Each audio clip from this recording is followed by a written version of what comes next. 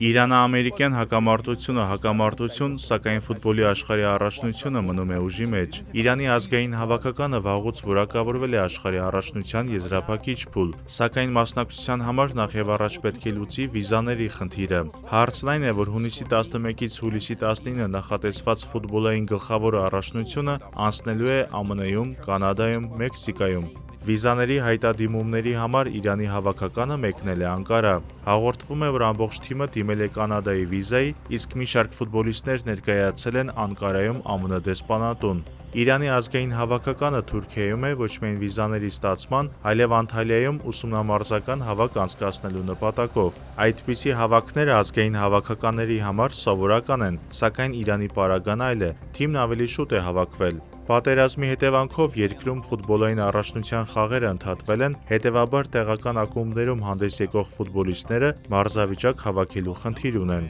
Իրանը ֆուտբոլի աշխարհի առաջնության եզրափակիչ փուլ է որակավորվում 4-րդ անգամ անընդմեջ։ Այս անգամ նա ընդգրկվել է G խմբում, որտեղ պետք է մրցի Բելգիայի, Եգիպտոսի և Նոր Զելանդիայի հավաքականների հետ։ Ի դեպ, նախորդ առաջնությանը Իրանը մի խմբում էր հայտնվել Մեծ Բրիտանիայի և Ամերիկայի ազգային թիմերի հետ։